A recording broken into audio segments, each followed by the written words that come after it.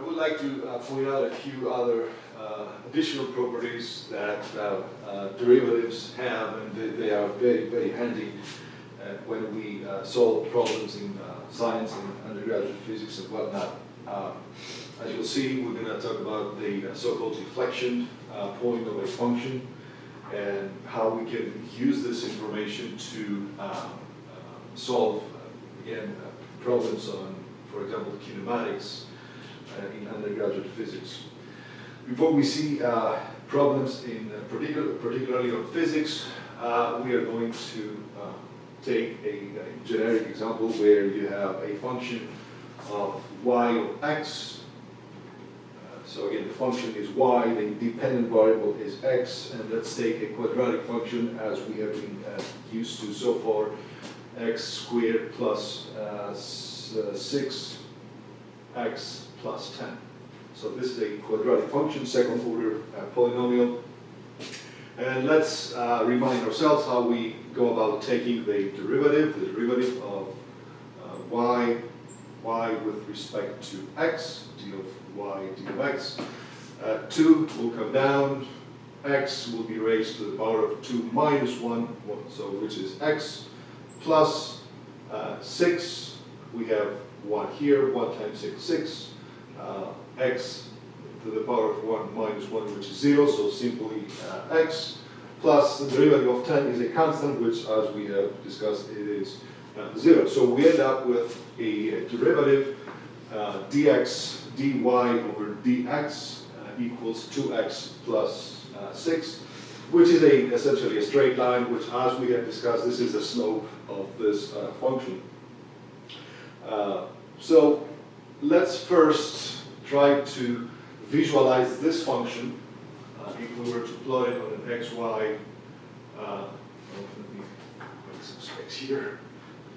If we try to visualize this function, it's going to be my Cartesian coordinate system, and this function would look something like this. Again, not drawn to scale, right? So we do, this is the function, this is my y of x, okay? This is x, and this is my y of x. So we do see that there is a particular point right here, this, which the function flips from decreasing. After this point, the function is increasing. So generally speaking, over this side, over this left side of this point, my function is negative, and my function becomes positive to the right of this point. We're going to call this this is from now on the deflection point of y of x, y of x. So what does it mean? How do we calculate this point? This is why derivatives are extremely helpful. And in this particular case, all we have to do is take dy of dx equals to 0. So what does this physically mean? Setting the derivative, in other words, 2x plus 6 equal to 0. What does this mean? Well, look at it. If at this particular point my function is 0, that means that the slope is 0, which means I'm going to have a straight line. Right? This straight line is slope with slope 0. And if you solve this equation, you're going to find out that 2x equals with negative 6, which means x equals to minus 6 halves, or equal to minus 3. So this point right here, again, no drawn to scale, that point is going to be minus 3 along the x-axis, and that indicates the point where my function deflects. So to the left of this deflection point is going to be negative, and to the right is going to be positive. That is not necessarily for all functions. We will see other functions where the deflection point, for instance, that my function looks like this, and the deflection point goes from the negative, to the positive to the negative. So to the left, my function is increasing, to the right, decreasing, my function is increasing to the right, and here is vice versa. So it doesn't have to be necessarily decreasing to increasing. It will be a deflection point, that is, to the left and to the right, the function will exhibit a different monotonic behavior. Monotonic behavior. That is the gist of all this, and we're going to see, of course, how we can apply this for our own purposes, which is, of course, to do some simple kinematics, simple physics. So let us remind ourselves, I think I can continue on from here. Let us remind ourselves the equation for a constant acceleration. A constant acceleration, distance as a function of time, is equal to the initial speed if my object has initial speed, plus 1/2 the acceleration, which is constant, t squared. So this is my quadratic equation between distance and time for constant acceleration, constant acceleration. So how would this function look like? Well, again, if you guys remember, if we were to plot it, it's going to look something like this. It's my quadratic, that's my x of t, this is my time t. It's going to look like this. So let's pretend that this is this, right? And we are going to take the derivative of this guy right there. Right? So let's try to take the derivative of p of x, which is a task we have done before as a function of derivative with respect to x, and we're going to end up with, again, u naught, because t, the power of 1, comes down, u naught remains by itself, plus 2 comes down, cancels out with 1/2, so what do we have? We're left with acceleration times time. I mean, this is something we have seen in the past, and we know for a fact that the slope of this function, we call this speed, so u equals u naught plus at. Yes, we know this. So now the question becomes this. In that example, we set this equal to 0, like derivative equal to 0, so in order to find a deflection point. What do you guys think the equivalent of this example here is? Do we have a deflection point? Well, the answer is, well, look at the function. The function remains, say, in the positive, remains in the increasing, if you will, mode, right? And there is no deflection point, because this function does not say move or follow this behavior to the left. No, my function here is monotonic, 100%. There is no deflection point, and we can see that from here, because if you try to set this equal to 0, well, that makes no sense, because this is positive, time is positive, acceleration is positive, so this cannot be summed up to 0. So the reason I'm the reason I'm putting this in contrast with the previous example is that not all functions have deflection points. Now the question becomes, well, can we have a function that is meaningful in physics, and in particular in kinematics? That's the chapter that we use, kinematics, which is very, very handy to highlight all these properties. And it's also the first chapter that you're going to hit when you enroll in undergraduate physics. So again, the question on the table is, can we come up with an equation in kinematics that has a deflection point? And the answer is, well, absolutely. The function we just saw was a situation where my car was hitting the pedal, right? It was accelerating at a constant rate.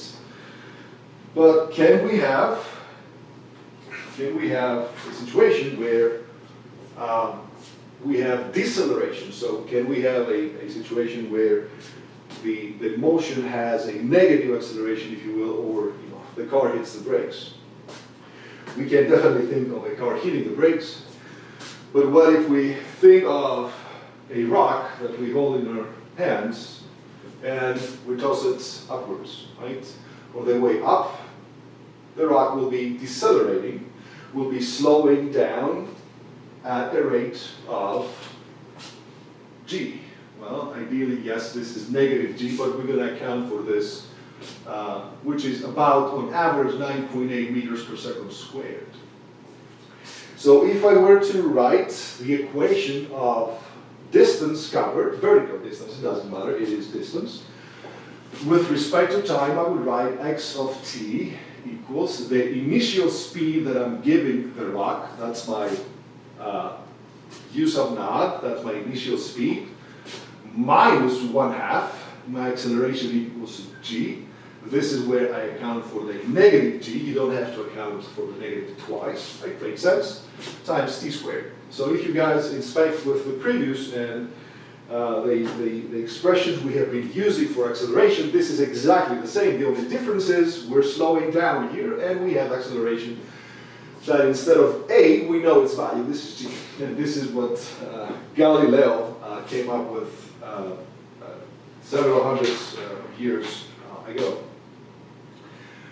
So what if we are to, what if we were to sketch this function? Now, if you were to sketch this function, this is going to be your distance. You can see that as y of t because usually in the vertical we use y. It doesn't matter one bit. It is the same function, minus 1/2 gt squared, right? You find out that this is also a quadratic equation that does this. That's your function. That is your function. Well, does this make sense? And does this make sense? Do we expect to have a deflection point? And the answer is pretty obvious. Absolutely, we do have a deflection point which is right there. And why is this point so particular in physics? Because as you're going to find out, and as your intuition tells you, this is what? The maximum height. Y max. Y, the maximum height that your stone or your object will reach given the deceleration 9.8 and the initial speed that I'm giving my object. So let's try to, derive what my maximum height is. We're going to follow the exact same steps. We're going to take the derivative of this guy, dy, as a function of t or dx. Again, it doesn't matter. This is just conventions. What you call your horizontal or your vertical distance is a convention. If you take again, the derivative is going to be u naught minus g times t. Exactly as we did before. And we're going to set this equal to 0. And what we get out of this, let's say we want to solve for, well, we know this is a constant. This is our initial speed. We know this is also a constant. So we can ideally solve for the time, which is equal to u naught over g. We're solving for the time. What time, though? Well, take a look. The time that is going to go what? From here to there, from the ground or the launching position all the way to the maximum height, right? So this is my deflection point. This, in terms of time, now careful, right? This is time. This is t equals u naught over g. That is the time. But again, this is, careful, this is meters, this is distance. How do we find the maximum, altitude, the maximum height? Well, all you have to do is take this expression and put it back there, substitute, and what do you get? The y max is going to be equal to u naught times t. What is my t? U naught over g minus 1/2 g u naught over g squared. Too much squeaking with this guy. Let's change it. Is it obvious? I think I'm going to rewrite this because I think it's a little bit fading and it's not very clear. Let's do this again. Take 2. Y max is going to be equal to u naught. Go from here. I'm putting in t equals u naught over g. U naught times t, which is u naught over g, minus 1/2 g times t squared, u naught over g squared, and continuing over here and doing the necessary algebra, we're going to have the maximum height is going to be equal u naught squared over g. Minus, we have to be careful here, 1/2 g u naught squared. Squared goes here and there, numerator, denominator, g squared. That is equal to, well, the first parameter stays as is, g minus g squared, g cancel out, u naught squared over 2g, and we can easily see that this is g. This is g, this is u naught squared over 2g. Now we found out a new relationship that tells us that the maximum height, which we derive via the property of deflection, right, the function's vertical distance deflection point, is the maximum height u naught squared divided by 2g.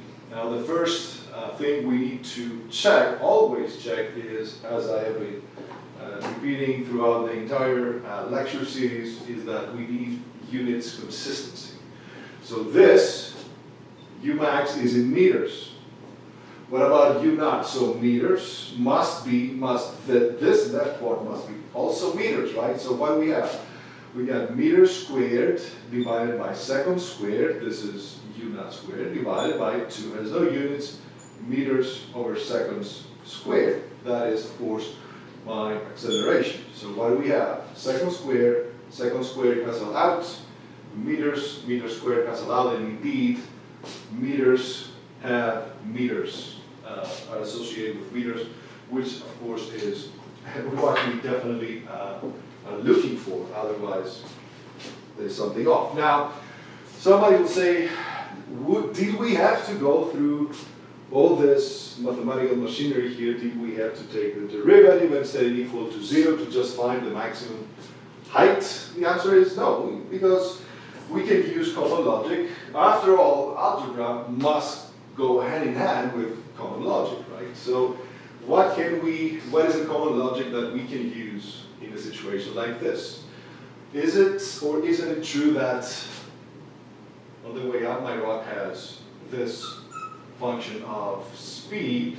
We said that, right? We know that it's slowing down as a function of time and acceleration. Okay, that's all good.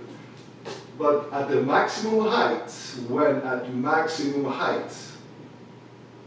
well, think about it. What will be the speed here at maximum height? Will it be equal to 0, for instance? The answer is, of course, yes, because as the way up, when it reaches maximum height, it stops moving, right? So this is going to be equal to 0. Well, there you have it. That's why we set this equal to 0. So again, we end up with the exact same expression. U naught equals to gt, therefore the time equals u naught over g. Right? And then we go back and we put it in right there to find the maximum height. So again, I want to demonstrate, what a deflection point is in terms of algebra and calculus, but also what it means intuitively, right? Intuitively, it means that the speed when it reaches maximum altitude is going to be 0, which is, again, very, very reasonable argument to make. Okay, so now we're going to move on to a few examples that I have prepared for you.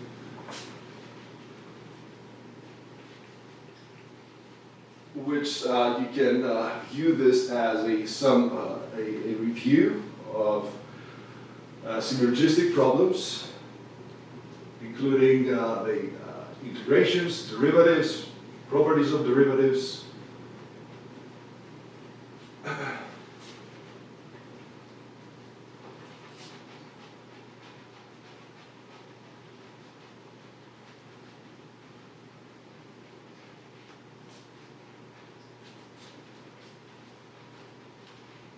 Okay, a little bit more.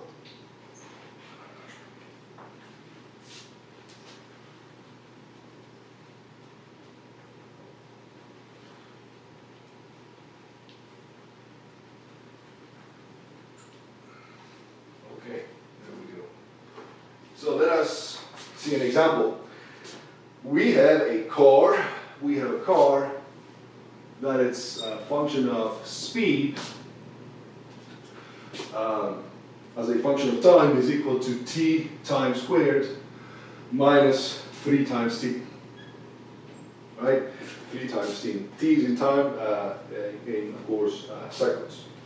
So the question is, find when the car starts speeding up. Speeding up. And you're like, what exactly do you mean by that? Well, if you plot the function, again, plotting the function, visualizing the function is a very, very important task. And if you cannot, plot it yourself by choosing points and just graph it, I'll show you ways of how to do it in MATLAB, which is pretty crazy, very, very helpful, and extremely easy. So this function is going to look something like this, right? It's going to look something like this. This is my u of t. This is my u of t. This is time. So apparently, what I'm asking you is, right, where is the deflection point? Because to the left of this, we're hitting the brakes. To the right of this, we're hitting the gas, right? First things first, we need to find the derivative. We need to find the derivative, and the derivative du with respect to time, that's an easy derivative to take. It's going to be 2 comes down times t raised to the power of 2 minus 1, which is 2 times time, and minus 3, right? This is raised to the power of 1, comes down, 1 times 3 makes 3, time raised to the power of 1 minus 1, so 0. So this is my linear equation. And for the record, of course, this is what? Du dt. You remember, guys, this is also known as acceleration, right? Is it a constant acceleration? Of course not. It's a function of time, right? It's a function of time. So can we set this equal to 0? Can I set this du dt equals to 0? And this is my deflection point. This is when my acceleration will be 0, because guess what? It's going to be changing from negative to positive. For that instant, if we solve this, for that instant, my car will have 0 acceleration. How about that? So what is this instant? T equals to 3 halves equals 1.5 seconds. So yes, the car starts speeding up after 1.5 seconds. So this is 1.5 or 3 halves. And for instance, what other inquiry can we make in this problem? We can make, for instance, we can ask the problem, okay, how long is my car decelerating? How long is my car hitting the brakes until it starts picking up again? And you're like, okay, how long meaning, I'm sorry, what is the distance? For how much distance is the car hitting the brakes before it starts accelerating again? And you go like, okay, I can deal with that. I need to find distance. How do I relate speed to distance? You guys remember that speed is the derivative, the first derivative of distance with respect to time. So dx dt is going to be equal to my speed's function minus 3 times t, right? And behold, what do we have here? We have an equation that begs to be integrated. That's right. Terms dx, dt is going to go here, so we're going to have t squared dt minus 3t dt, right? And this again equation begs to be integrated. Here's my first integral, here's my second integral, here's my third integral.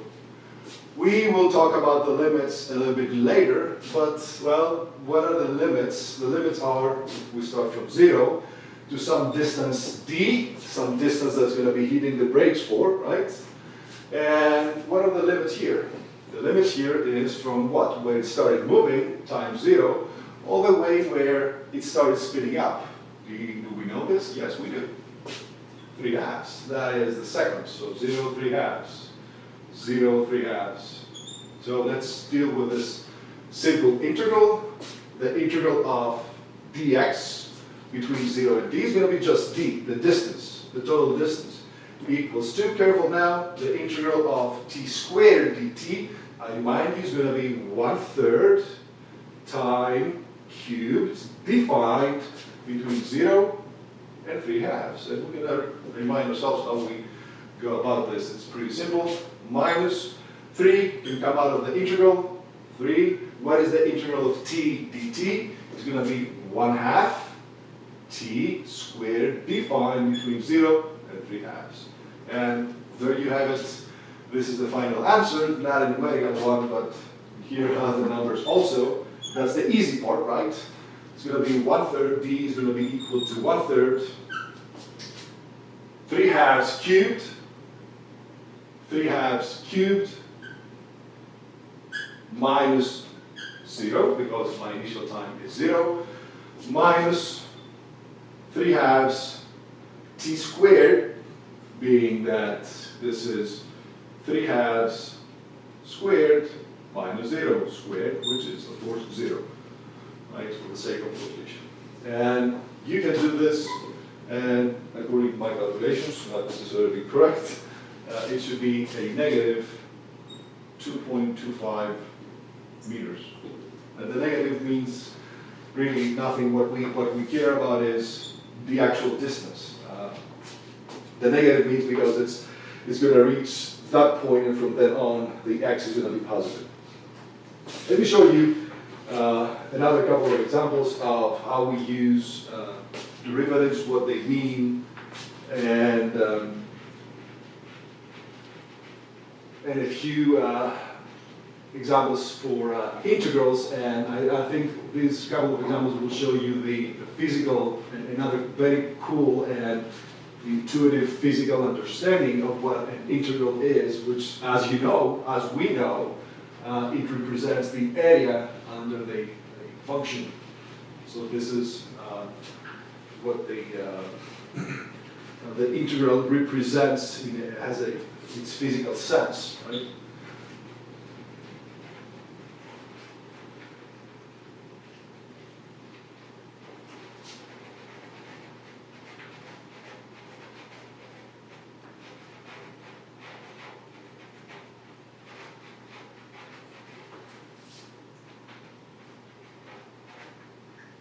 Okay, I think this space should be enough. So one example would be that I have we define as kinetic energy, the kinetic energy of an object is equal to 1/2 the mass of the object times the speed of the object squared. That shorthand can be 1/2 mass u squared. This is not something we have explicitly discussed in this lecture series. However, we're going to hit this in about 3-4 weeks in our Physics 1 course. Kinetic energy is 1/2 mass u squared. As a matter of fact, we're going to derive this. We're not just throwing expressions or just formulas at you. We derive them. You'll see where they come from. But this is, taken at face value, this is the kinetic energy of an object with mass m. Now, what if my object, somebody is putting energy into my object, I am sort of pushing it from the outside, it's moving, but at the same time I'm putting in extra power, extra work, extra energy, if you will, right? And I'm increasing the speed as a function of b, where b is a constant, t time raised to the power 4. Again, the units here are meters per second. It doesn't matter. You have to have units that are consistent with meters per second. So the question here is, I want you to find the power, and the units for power is watts. I'm sure you have seen this or you've heard of this unit before. Find the power that I'm putting into the system. I'm putting in the system. Right? Because since the speed is increasing, somebody must, put in do the extra work in order to have the speed going up. But what does this have to have with derivatives or integrals? Well, power is energy over time. And you can loosely translate this into the differential of energy with respect to time. This is where differentials come into play. So you can see that I'm essentially looking for the first derivative of time of the kinetic energy with respect to time. So the obvious thing to do here is we're going to substitute U in my kinetic energy equation. So my kinetic energy equation will become 1/2 mass. My U is going to be B T4 raised to the power of 2, that is equal to 1/2 mass B squared, careful, T raised to the power of 8, 2 times 4. You guys remember what we discussed in the exponents properties, right? So this is my new kinetic energy. Now, can I take the derivative with respect to time? The answer is absolutely yes, because it is now a function of time, because we substituted with the speed in the kinetic energy expression. So dE over dt is going to be, how do we take the derivative this with respect to time? Well, these terms are independent of time, so they're just still there, 1/2 mass B squared. And now what do we have? 8 comes down, T raised to the power of 8 minus 1, which is 7, 2, and 2 becomes 4. And long story short, the power of the external power that I have to put in is equal to 4 times mass times B squared times time raised to the power of 7. And that is the final answer to this little problem. Now let me give you a couple of more examples of what integrals,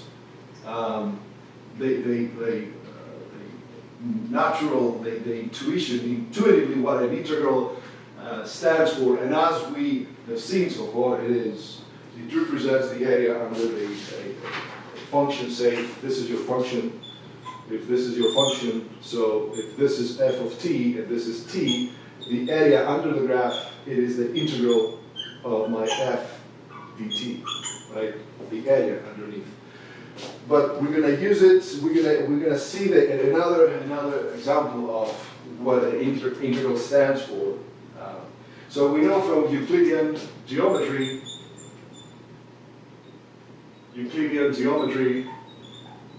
we know that the circumference or the periphery, circumference or periphery of a circle is 2 pi times the radius of the circle, right?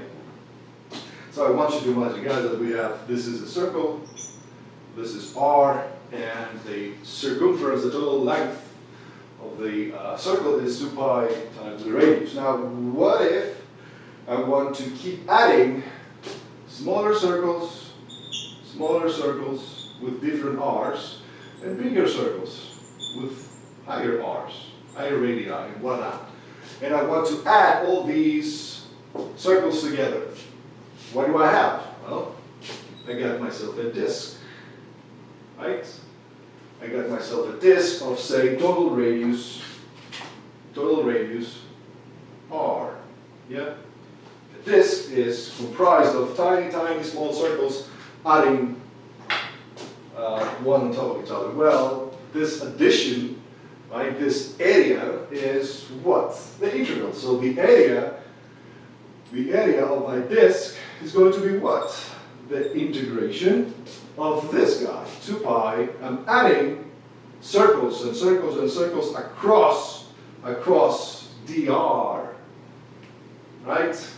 What are my limits? Well, from 0, right here, all the way to r. What is the integration of this guy? 2 pi come outside, 0 to r. What is r dr? Easy. 2 pi, this is going to be 1/2 r squared, defined from between 0 and r. What do we guys have? 2 cancelled out, and we got ourselves pi squared, which is of course the area of a disk. So that is an example I wanted to show you, and you will come across this in undergraduate physics and again in general science, engineering and whatnot. I wanted to show you this example that I think it sort of complements what we know as integrals thus far.